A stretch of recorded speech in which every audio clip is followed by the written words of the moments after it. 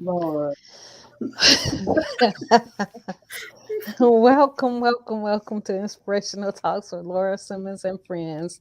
I am Laura Simmons. I am Ursula D. Allen. I am Michael Hurt. I am Margaret H. Green, the real estate queen. All right, y'all. So today is Let's Talk About It Tuesday. So let's get started, y'all. I just got the YouTube reminder. That's why I was pausing. I just got the YouTube reminder. Oh, that it was getting ready to go live or that it went live? Yes. Oh, okay. Yes. Okay. So y'all wanna start out with what I wanted to start out with is I want to let each one of you guys tell your name and explain who you are and things like that. Something simple. Don't go into your whole career and all that stuff. Just something simple. Just to let people know who's on the show. So go ahead. We'll start with you, Margaret. I'm Margaret Green, recently retired from state government. I'm on my second career act as a real estate agent. Okay. And I am enjoying life right now. Amen. Amen. Okay. Okay, I guess I'll go. I'm Ursula D. Allen. I am a mother of three, new grandmother of one cutie cute tootie. Um, and I'm a writer. I can't wait to get to where Margaret is retired and living my best life. Yes. Mm-hmm. Go ahead, Mike. My name is Michael Hurd. I reside in Peoria, Illinois. I am the CEO and founder of Indigenous Protocol, which is a clothing line, which currently is under reconstruction. I'm also a voiceover enthusiast and fashion consultant. Cool. Okay. I am Laura Simmons. I am the host. I am an author. I am a motivational speaker. I am a woman that wears many hats. Okay. All right. So who wants to start the conversation off first? Who has their first let's talk about it, y'all. Our first, let's talk about it. Okay. So Okay. you want to talk first, Ursula, or you want to go first, Michael? Who going I don't, first? I don't care. I'll jump in. So I found it interesting today.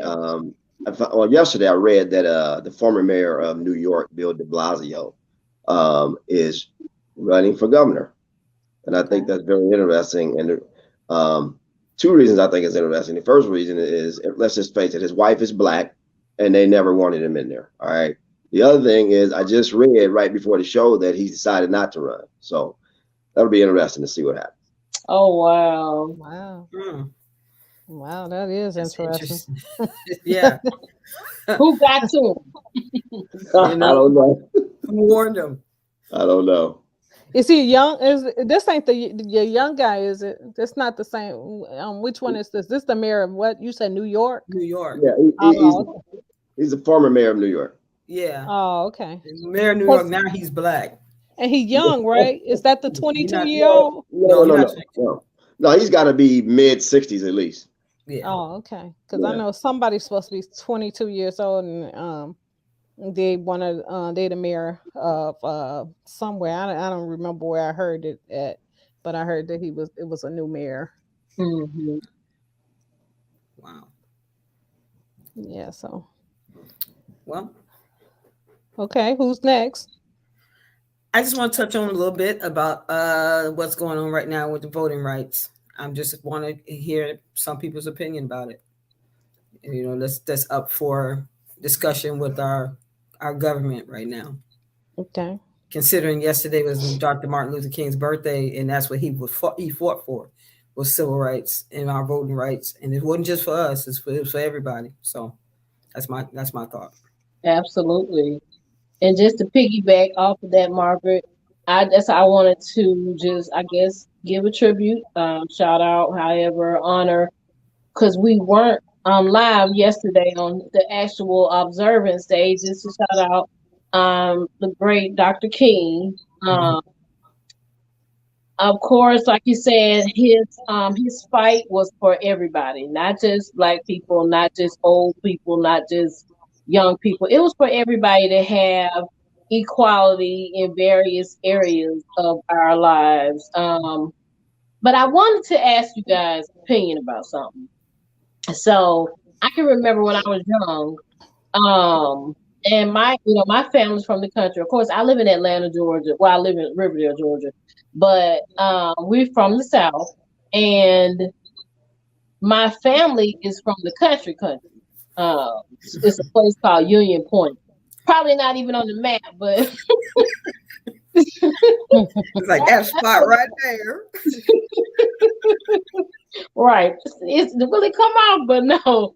So I was about 9 or 10 years old, and we went to this restaurant when we went to visit my families, me, my grandma, and my cousin. And we were in this restaurant, really big restaurant. You know, it was nothing fancy, but just like a diner. You know what I mean? Mm-hmm. Um, and we went to eat, to be seated, and they sat us down. No big deal, whatever. But then when the waitress came over, she came over with this really nasty T-shirt. It was like food and everything on it. Carl Thompson says, "Hi guys." Hey, Carl. It was food and everything on this T-shirt. And she was like, kind of like, "Can I help you?" She looked nasty. Um, and then I looked over on the other side of the restaurant. This white lady, she was, hair just nicely done. She had on a white waitress uniform and everything. Um, and she was just really pleasant. And I asked my grandma, like I said, Big Mama, why does their waitress look like that and ours look like this? She said, "Girl, we in the South." She said, "We in the deep South." So what I wanted to ask you, that was my first time experiencing really racism up close. So I Yeah. wanted to ask you guys, what have you guys experienced, in the years that since Dr. Kenny's death? Like, have you experienced racism personally in your lives? Yes, I have. Yeah. I have. I'll give you one situation when it happened with me. And when I was working for in one particular government office, I won't say where, and I was helping. The gentleman walked in the office and he said, and I said, "Yes, may I help you?"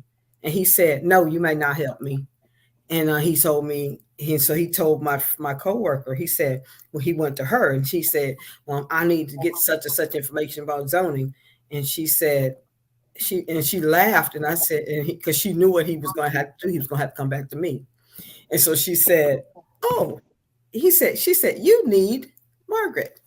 And she pointed him, and his face dropped because he did not want to have to deal with me at all. But Wow. she knew that he was being discriminatory. So that's why that's why she did it the way she did it. She said, "Oh, that burned me up when he did that." But she said, I just liked the fact that I had to turn around and he had to turn around and come right back to you after he was real nasty to you when he walked in here. Uh-huh.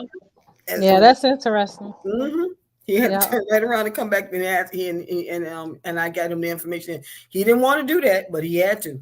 Yeah. Of course. Okay. Michael, what about you? Have you ever experienced anything that? Man, have I? Man, the first one that comes to mind is I was working for a Fortune 500 company. So I was kind of recently out of college and I had to kind of start at the bottom, which meant you got to work in the shop. But I mean, this company was Fortune 500. Okay. So I walked through the doors with, 2 college degrees and experience. And they would not even as much as make me what they call a lead in the shop, because if they had made me a lead, that meant they would have had to make me a supervisor. My boss walked up to his boss one day and said, "You know what? We are underutilizing Hertz background. He shouldn't even be out here. He got more education than me." And he almost was reprimanded for recommending that. And he came and told me that off the record. He was just could not believe it. I said, "Dude, I'm not even surprised." Wow.